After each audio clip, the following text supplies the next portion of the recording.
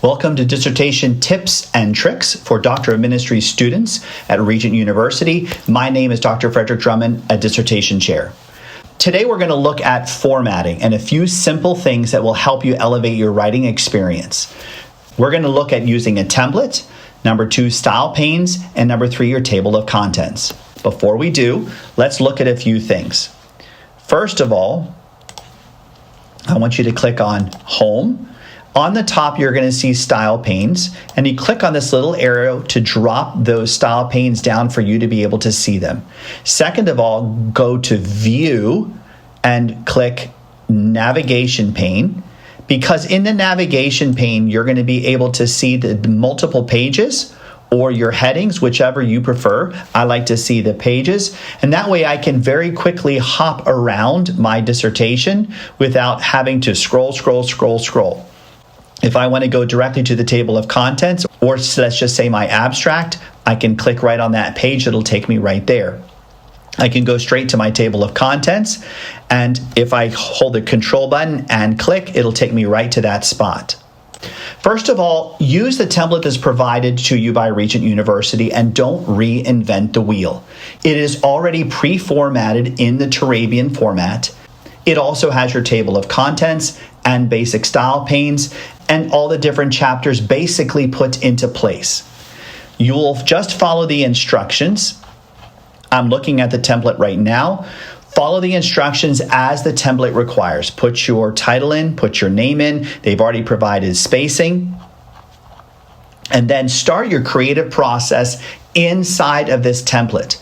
I find that when people do their creative process outside of the template and they start copying and pasting things in and out, they start to break the template.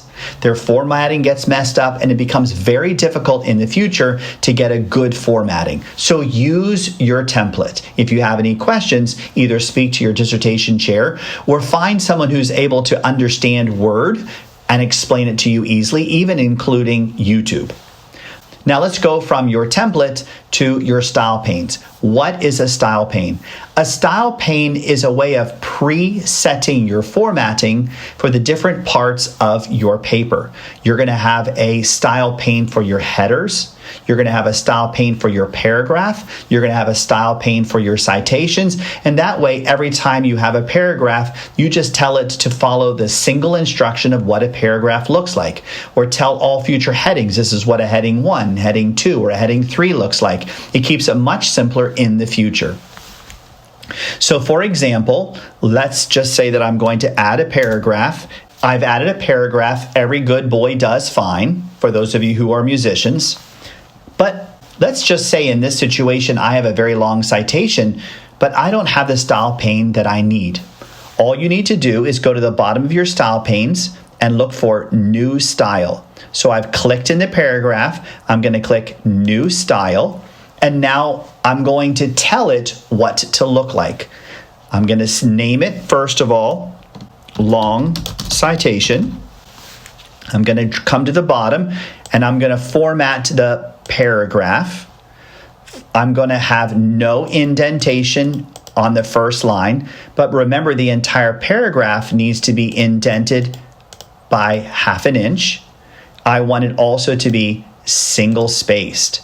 I press OK, and voila. Every single time I ever have a long citation, all I need to do is come over here and click on long citation. If I click on normal indentation, it goes back. If I click header, it becomes a header. No, I need it to be a long citation. But I see a little bit of a mistake. I need some spacing between my citation and my header. So I come back to my style panes, click on that little downward triangle and click modify. Come back down to the bottom. I'm going to modify my paragraph and I'm going to say after it, I want it to have 12 points, which is basically one line. I'm going to press OK, and now I've modified my style pane. You can do that with any of the other style panes, but whenever you're writing, no matter what you are writing, always use a style pane. And if you don't find one, create one or modify the one that's already there. One other thing, I don't like it when it says normal, so I'm going to change it and modify it and say I want it to say body. the body of my paper. I'm going to press OK, and now in the future, I know that it's body. Now that you've learned how to use it, let's make sure that we have our heading. Here is heading 1. This is heading 2. As I scroll down, I see that there's a heading 4, a heading 5, and there's even a heading 3. Let me look over to the left-hand side. Let me come over and click on my table of contents. So now let's jump from your style panes to your table of contents. When you click on your table of contents, you're going to notice that there is a little box at the top with an exclamation point that says Update Table. I'm going to click Update the entire table, and now it's going to update to any changes that I made in my style pane headings. Now, I notice that there's something missing. I don't see the heading 3 and the heading 4. I want to work on my table of contents, so to do so, I click on References up here at the top, and I'm going to click Table of Contents, and I'm going to click Custom Table of Contents. I'm going to look over here and notice that it's only showing 2 levels. I wanted to show 4 levels. Before I do anything else, I'm going to check my options and make sure where are the table of contents levels drawing from. And I notice that they're drawing from header 1, 2, 3, and 4. I like that, so that's good. I'm going to press OK. I also know as a print preview, why would my heading 1 and my heading 2 go there, but my heading 3 drops back? I just don't like the spacing of it at all. Now I'm going to click Modify so that I can modify how my table of contents looks when I'm reading it on the page.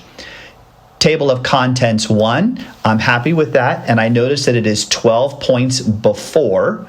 I'm going to go to Table of Contents 2, TOC. Why is it half a space, but Table of Contents 3 is 1/3 an inch? It just looks odd. So let's go back to TOC. I'm going to click Modify. I'm going to change it down here to Paragraph. I want it to only indent point 3. I want 12 points before. That's good. And I'm going to press OK and OK. Now I'm going to go to Table of Contents 3. I'm going to say Modify. I'm going to come down to Format, Paragraph. I want it to be 2/3 of an inch, 0.66. I don't want any points after. I want 12 points before. So I can either type them in or use the little arrows. And I'm going to press OK, single spacing. OK, and let's do Table of Contents 4.